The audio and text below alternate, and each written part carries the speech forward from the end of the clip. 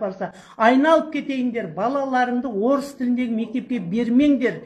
Әкесін, шешесін қарттар үйіне тапсыратынның 99%-ы орыс тілінде оқыған балалар деп Қазбек Исаның мақаласы бар. 99%-ы. Мен өзім куә болған бір кісіні айтайын. Мынау Алматыда үлкен бір сауда үйінің 30 жыл директоры болған апай Евразия телеарнасында Пендеміз ғой деген хабарға келді. Мен соған сарапшы болып бардым.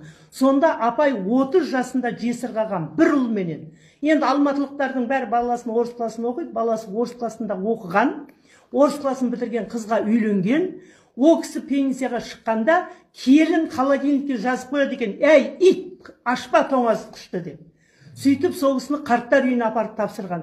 Сонда ана баласына телефон соққанда, баласы бір министрлікте департаменттің бастығы, келіні бір министрлікте департаменттің бастығы, екеуі апарып шешесін қарттар үйіне тапсырған.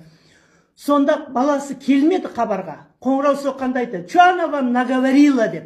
Сондықтан өзіңнің қарттығыңда рахаттанып, немерелеріңнің алдында отырғыларың келсе, бүгін мысалы біз құда болып барған жердегі құдағилар, құдалар қандай рахат, шөберелерінің тойын көріп отыр.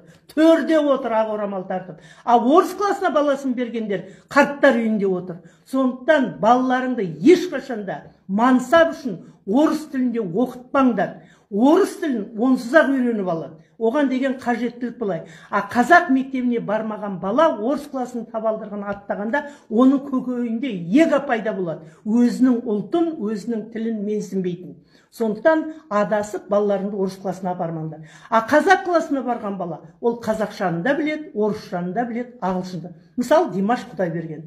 Димаш Құдайберген сияқты балалар қазір жеткілікті. Ол енді әнші болғаннан кейін жұртқа таралып кетті. Сонымен бірге оққан қазақ мектебінде бітірген балалар қазақша да сайрап тұр, орысша да сайрап тұр, ағылшынша да сайрап тұр. Сондықтан бүгінгі күні баласын орыс класына бергенде, мақұл балаң ағылшынша оқып $10,000 алатын айлық тапсын.